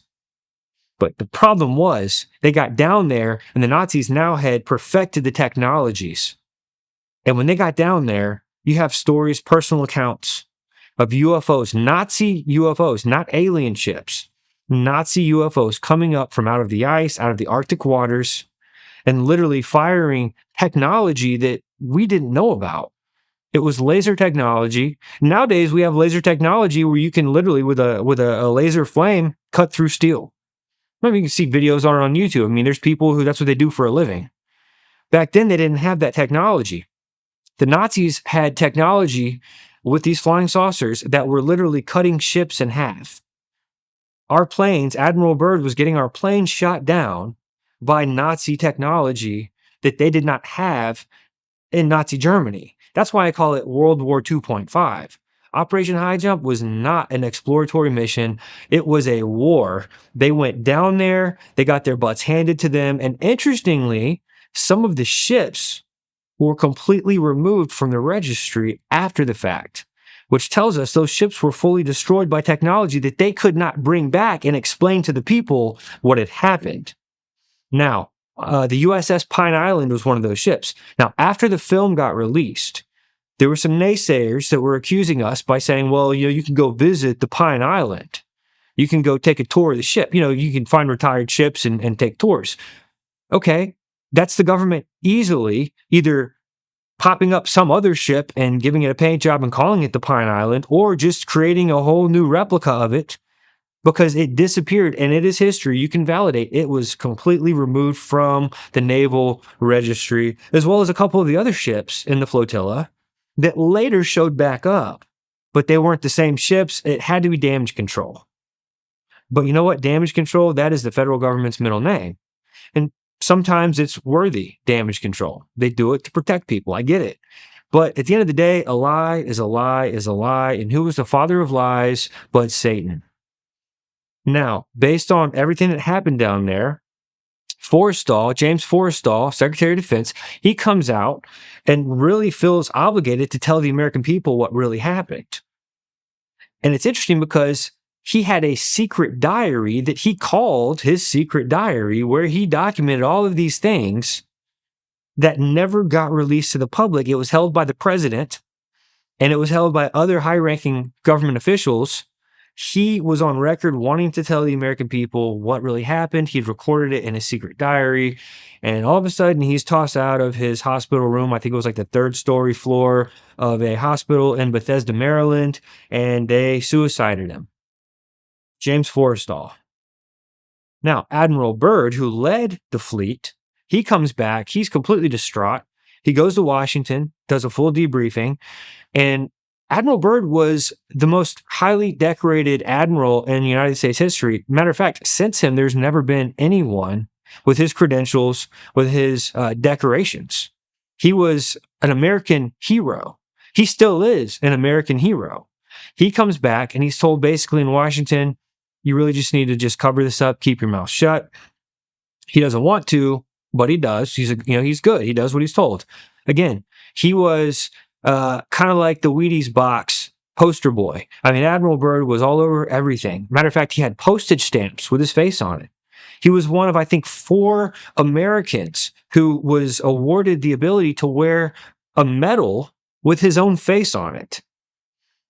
The guy is literally, he has gone down in history as the most decorated, most highly respected, not just admiral, but American hero, polar explorer. He was an expert in polar logistics, the first person to explore, according to the American government, to have certain exploratory missions of the North and South Pole. Of course, there's some debate there because the Nazis made it down to Antarctica before him. Anyway, very interesting things surrounding Admiral Byrd. He's told, you need to be a good employee of the government. We're going to continue to make you the hero, but you got to keep your mouth shut here. Keeps his mouth shut. Now, fast forward. By the way, Operation Highjump took place between 46 and 47. 1952 rolls around. Admiral Byrd goes down to D.C., and he has been really working some of the politicians to submit a bill to Congress to start testing nuclear atomic weapons in Antarctica. You say, well, why would they want to do that? Because he knew there was something there that he felt needed to be nuked. Remember, they got their butts handed to them in Operation Highjump. That war that took place there, that battle that took place, they came back literally with their hats in their hands, tails curled. 52 rolls around, we really need to just start doing our nuclear testing in Antarctica. We need to start dropping these bombs in Antarctica. It's the safest, best place to do it, apparently, according to him. So a bill is getting ready to be introduced to Congress, right? 2 months before the bill gets introduced to Congress, you have the famous 1952 UFOs over DC. Now, most of us are too young to know anything about this. Matter of fact, my dad would have been far too young to even know about this. But the media covered this. We have full high-resolution scans in the film. We show this. We even have some of the film footage because it was filmed on actual film stock. It's not very sharp, but we cleaned it up for the film. You've got these groups of UFOs over the Capitol. Everyone knew about it back in 1952. You couldn't cover it up. They were literally declaring UFO flying saucers over the Capitol. And what's very interesting about it is that when they called the fighter planes to go shoot them down, by the time the fighter planes got up there, they disappeared. It was as if they just cloaked, or they were so fast that they were able to, in a split second, take off. Now, the planes landed, the UFOs came back. Planes went back up. This happened 3 times. The planes obviously did not have the technology or the speed to be tracking and tracing these UFOs. What's interesting, these were not aliens. These were Nazi UFOs, very likely the same types of UFOs that were responsible for destroying the ships and the planes at Operation Highjump. How do we know they're Nazi UFOs? This is amazing. If you look at the photos, and we compared in the film, they're in the traditional Luftwaffe formation. This was the formation that Nazi fighter planes flew in. It was like a little flock with a point man and back man. It's Luftwaffe. Typical Nazi flying patterns. While Admiral Byrd was in the midst of Operation Highjump, he apparently had contact with a Chilean newspaper via some sort of wire communication. And he said that based on some of the things that were going on, that he fears that some of the potential threats that they would be facing in the days to come would be flying craft that could make it from pole to pole in a matter of minutes. Essentially, I don't remember the exact quotation. We have it in the film, but essentially he told the Chile newspaper that the technology was going to be there for these vehicles, these flying saucers, to be able to go pole to pole really fast, which was unheard of at the time. So you had these UFOs showing up in DC 2 months before the bill gets submitted to Congress about nuking Antarctica, essentially. And as soon as the UFO flyover in DC took place, and we were clearly not able to stop them, at that point, immediately the bill gets just destroyed. Doesn't go to Congress. However, 10 years after Highjump, now Operation Highjump took place between 46 and 47. The UFOs over DC was 1952. 10 years after Operation Highjump, the U.S. government has officially had a year-round presence in Antarctica. Really don't know how to explain that. There are places in Antarctica that you can't go. Matter of fact, I'm told that if you go there, if you're able to go there, and you can, you're very limited on the areas that you're allowed to go to. There's places that are cordoned off. There's places that you'll never be able to go see or explore.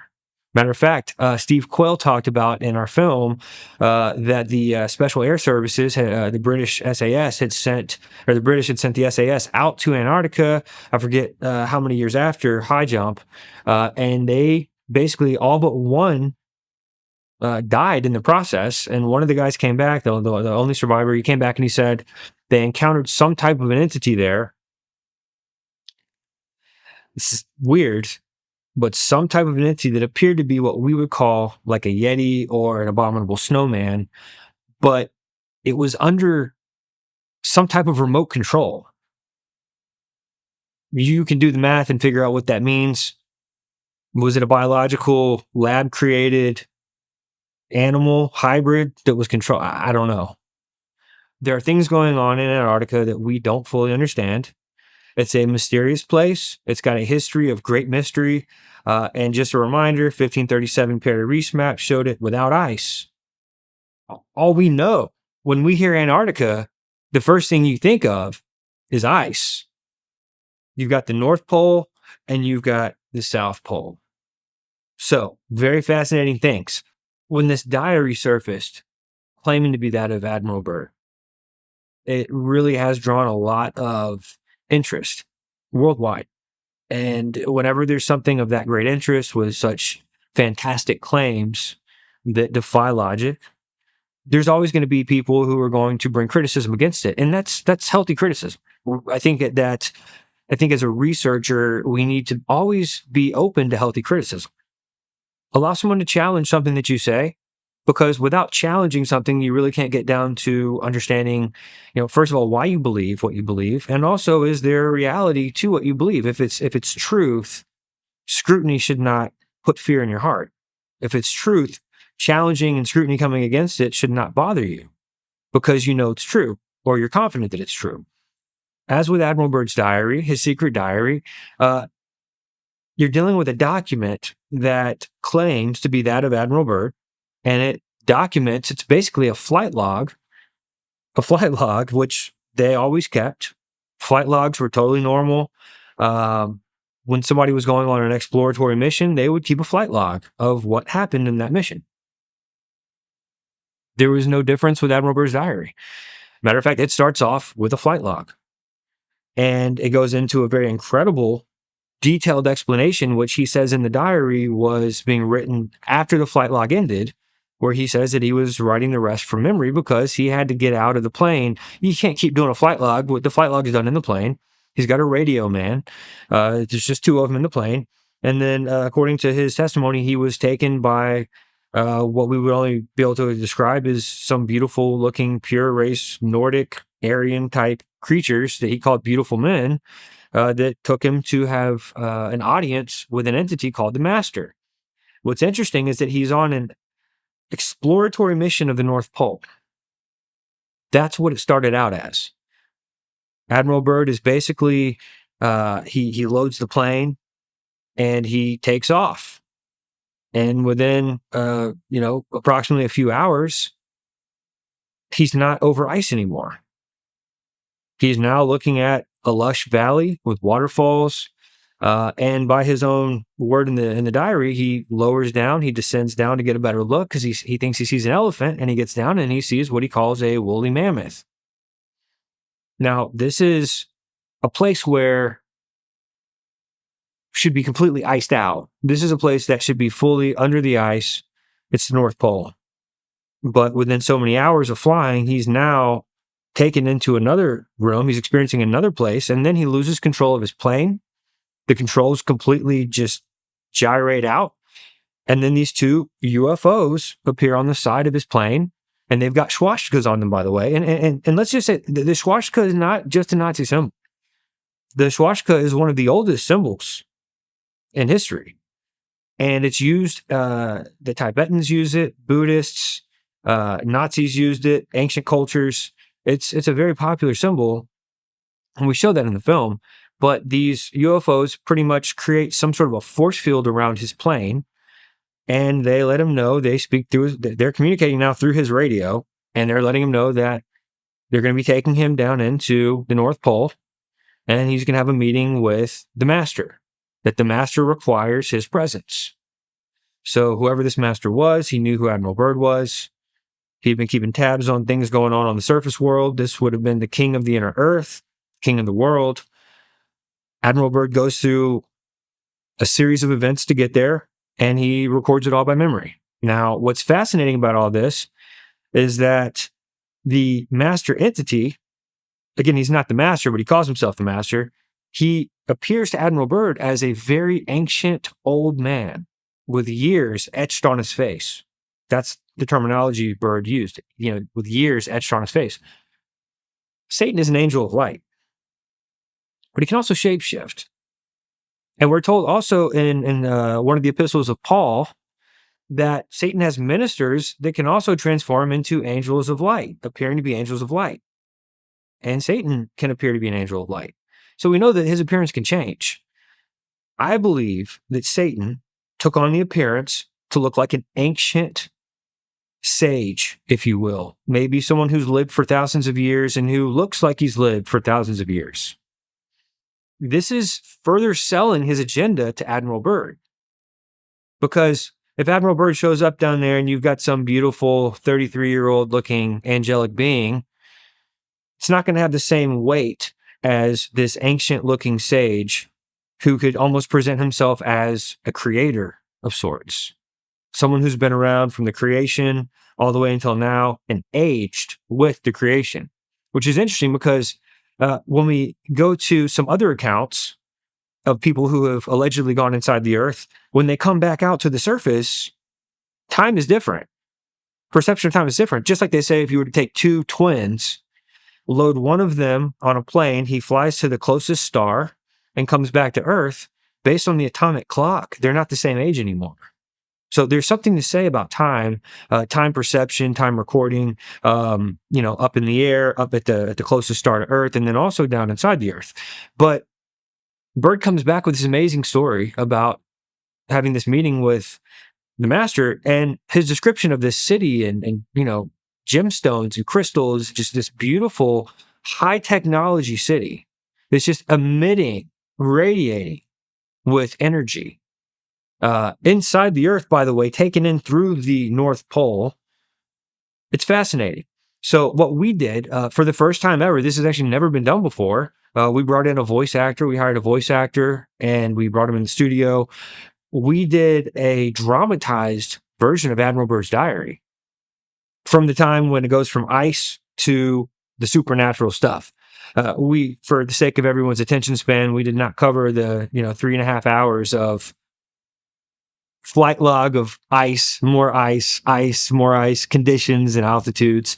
But we go from the beginning of the flight log, we skip ahead to around 10 in the morning where he starts to see the atmosphere change. And then the weird stuff starts happening. It's dramatized with sound effects. Really, it's amazing. I got to tell you, this is one of those things that it's like old time radio. It allows you to experience what the diary would have been if you were actually there, hearing the story from Admiral Byrd himself. Anyway, for the first time ever, we're releasing it in 4K, and we're doing an exclusive release with End Times Productions. For anybody who's interested in checking out the Diary of Admiral Byrd as a standalone, if you're not able to go and watch the full film, definitely check out the link that's been hyperlinked into this video. End Times Productions is going to have it exclusively available, absolutely free for the first time ever in 4K. Go check it out. Now, summing up on the Nazis, I think it's a good time to talk about the Vril Society. Earlier, we had mentioned the Thule Society that was birthed in 1910 in Nazi Germany, and that was essentially the group that birthed the German Workers' Party. That was the whole vehicle, if you will, that brought occultism into the political realm that birthed the Third Reich. So, the upper echelon, consider, if you will, the Freemasons. Most Freemasons, they're lower level initiates. They'll even call them porch masons. A porch mason is generally at the very bottom of the pyramid. They've just got some basic knowledge. They've agreed that all paths lead to God. There's all these different paths, but they never really work their way up to learn all the different rituals. They're not able to become a 33rd degree unless they're initiated. They have to earn their way to the 32nd. Once you're at 32nd, you'll only be inducted or initiated. It's an honorary degree where they choose you. Well, the Thule Society, while it's not set up with degrees, the Thule Society had an upper echelon, which would have been kind of like the 33rd degree Freemason. You had to be initiated. They picked by hand special people who had psychic abilities, who had a track record of connecting with certain entities. So the Vril Society, that's where you find the leaders of the Nazi Party, the head honchos, but you also find a group called the Vril Maidens. This is essentially a group of women, witches, if you will. They were Nazi witches. They grew their hair really long, and they were extremely attractive, very beautiful women.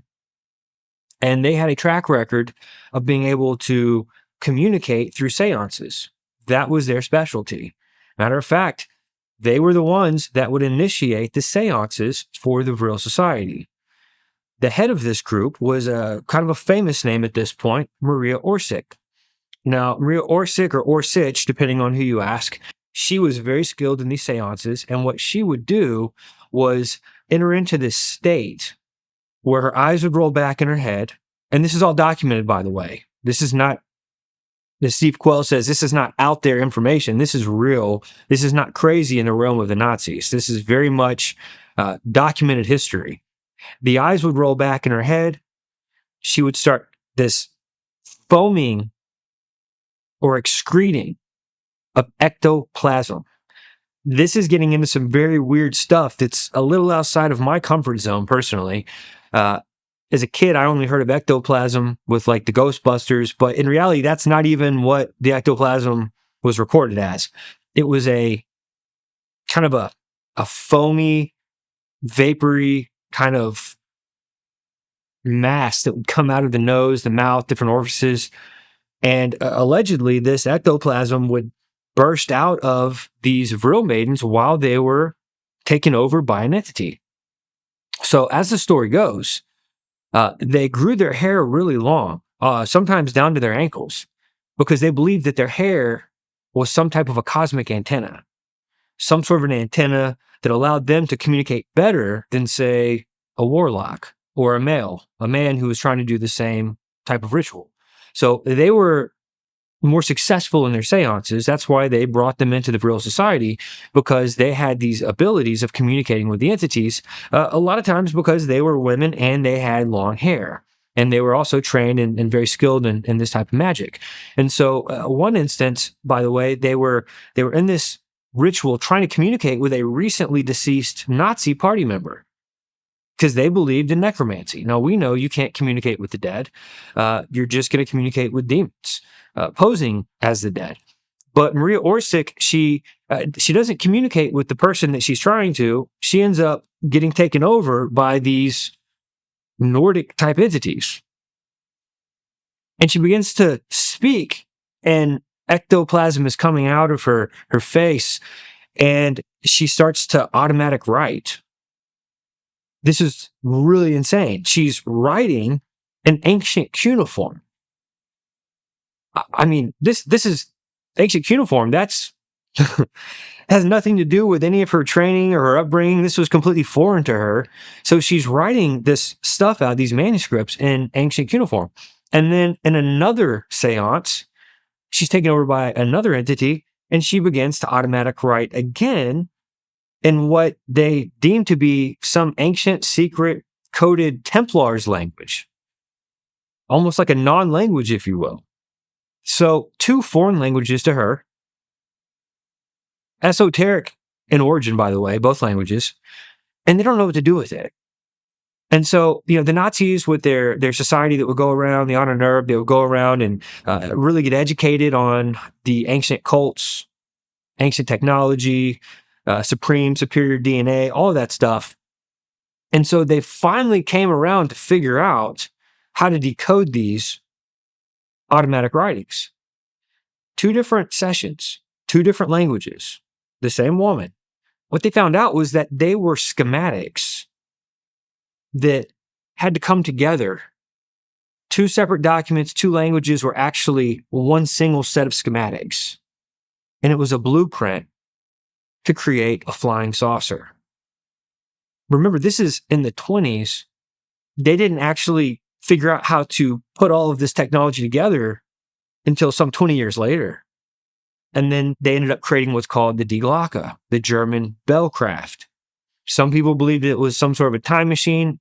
I can't say that I would give any credence to that personally. That's not, I would not believe it was a time machine, but some of them told people, the rumor was that it was a time machine. I don't believe you can travel in time. I don't believe that at all. I want to say that for the record.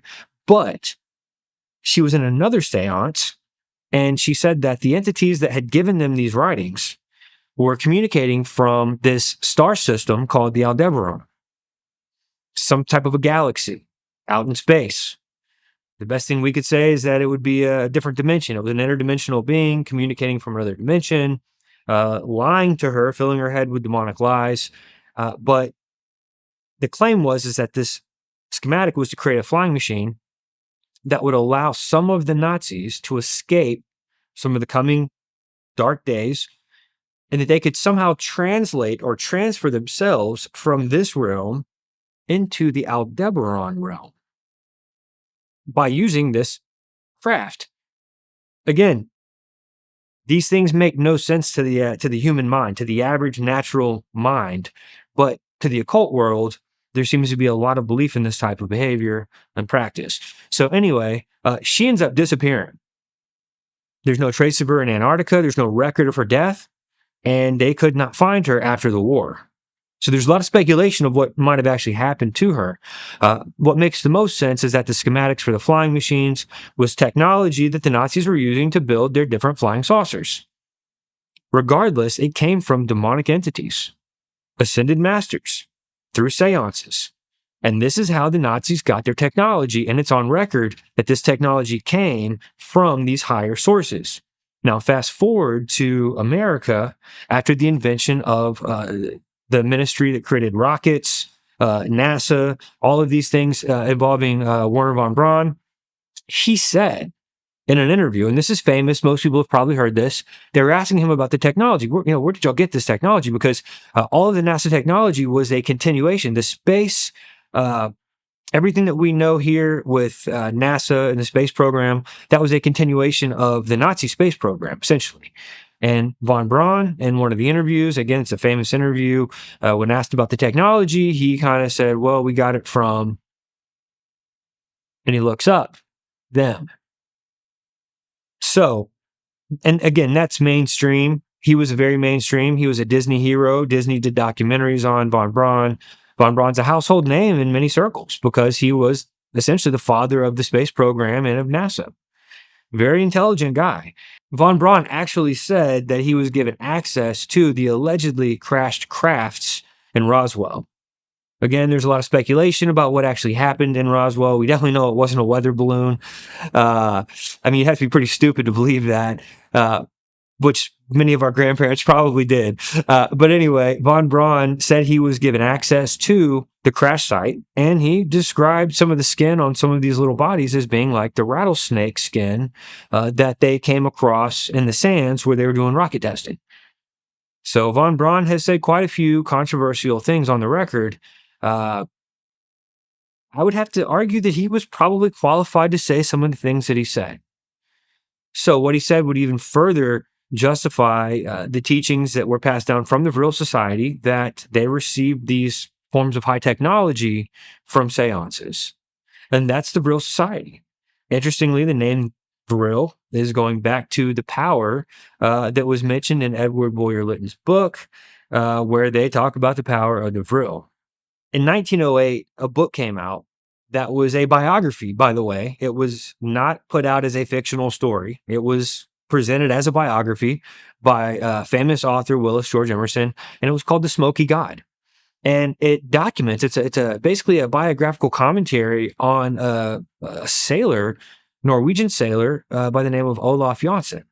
And according to the story, he is sailing in a ship, and he and his men, they end up going down into the North Pole in their ship via water. Somehow they get taken down in, and they meet a race of people there who have high technology.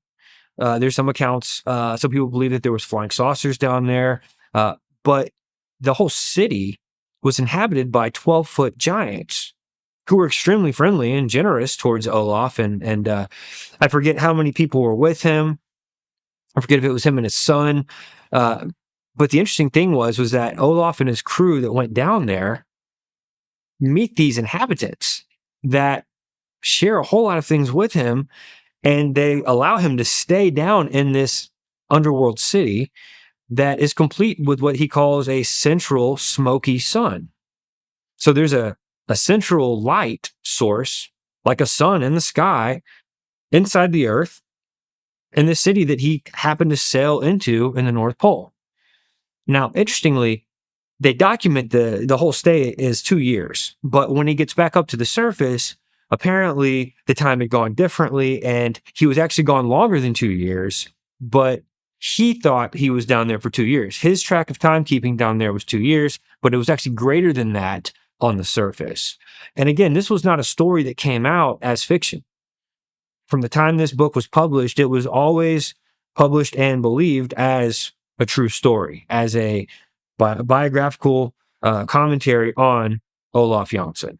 I tend to lean towards the idea of some sort of a portal that would open up, that would allow somebody to enter in, to go from this place to another, where they can experience something different than what, say, the common man on a hike might find. That's definitely one idea. The other idea and it's interesting because when we consider people who have claimed to have historical accounts of people given instructions by their ascended masters or what have you, making their way down into some sort of a supernatural realm, like Shambala. The idea is kind of interesting because Jesus actually was taken up to a high mountain by Satan himself, and Satan tempted Jesus by somehow showing him, and in this passage, this shows up in 2 of the Gospels, by the way, Jesus is somehow shown this projection of the kingdom of the world, the kingdoms of the world, and the glory thereof. But in a moment of time. Only one of the accounts uses that terminology, in a moment of time, and I believe it's in Luke. But Jesus is somehow able to see this tempting bait that Satan was baiting him with. He was able to tempt him by showing him the kingdoms of the world and the glory thereof in a moment of time. And what did Satan say? Bow down and worship me, and I'll give you all of this. So there was some type of a supernatural projection that took place. Was a window opened? Some sort of a portal or a doorway, supernaturally ripped open in the time-space continuum? I don't know.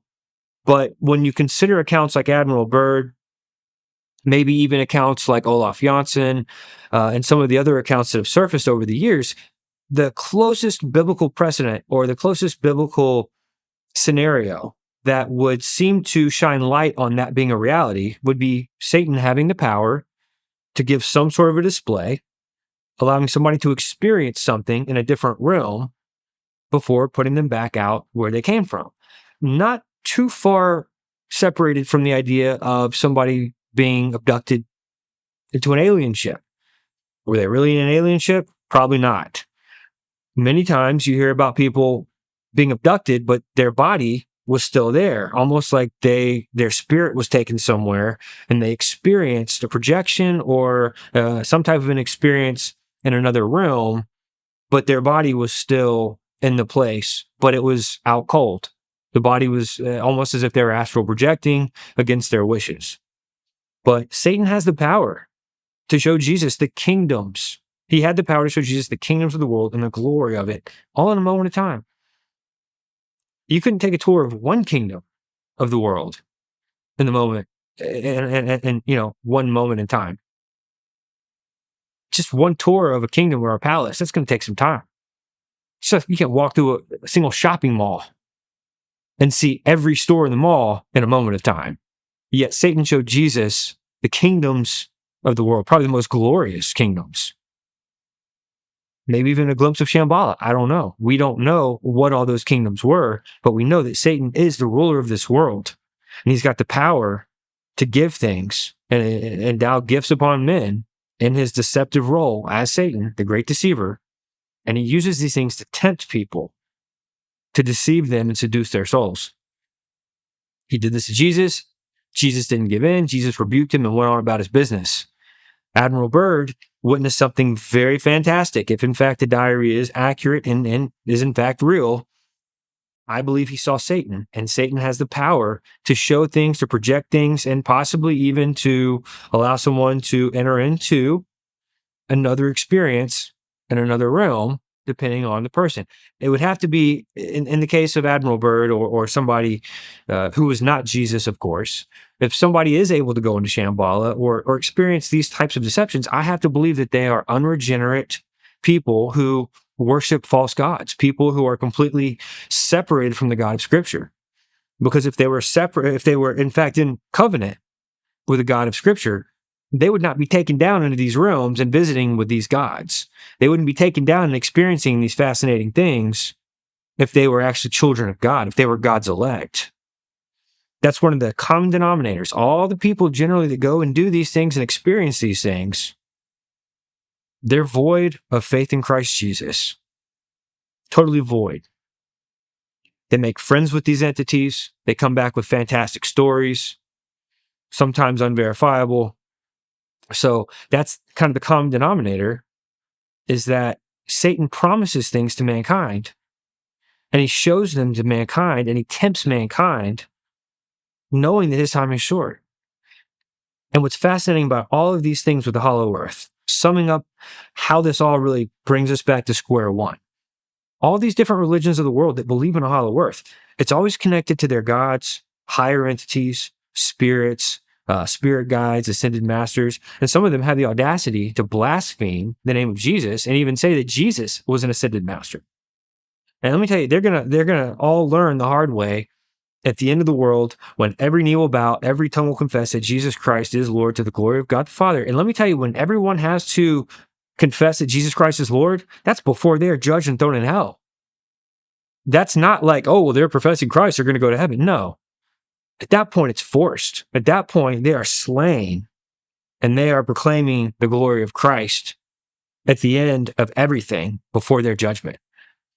So all these people, all these religions, they generally have another common denominator of a king, a belief of some sort of a king figure who's going to come up to the service of the world in the end days. It's funny, every religion practically has some prophecies of an end times worldview. But the difference is that Christianity is the only one that says that this king is the Antichrist. Okay, they all have their own views, but Christianity says, yeah. There is going to come a ruler. He is going to come upon the face of the world, the face of the earth, but he is going to be satanic. All the other religions say he's going to be good. He's going to bring peace. He's going to restore order. And there's some things also in Admiral Byrd's diary that kind of get into this as well, things the master tells Admiral Byrd. But there are prophecies in some of these ancient manuscripts and texts in these mystic religions, these hollow earth religions, that are prophesying that there's coming a day where this ruler is going to come to the world and he is going to literally reinstate peace, and he's going to bring order. He's going to bring some of the lost technologies, essentially reinstating a golden age. And it's fascinating because the world and the religions of the world are looking forward to this coming ruler, when in reality, the real Messiah already came. We're really excited to announce the brand new 2025 release of Hollow Earth Chronicles Episode 1 in ultra high definition 4K for the first time ever. It's available in streaming. You can head on over to fourthwatchfilms.com. That's FOURTHWATCHFILMS.com. I'm sure there's going to be a link hyperlinked in the description of the video. You can also check out the trailer for Hollow Earth Chronicles in 4K on End Times Productions YouTube channel, and definitely check it out. We've got DVDs available. We've got streaming options available, and we're really excited to get this information back out. It's a great content that we've produced that allows you to not just study history, but study history from a biblical perspective, and not just regular history, but supernatural history that is far more interesting than anything you're ever going to learn in the textbooks.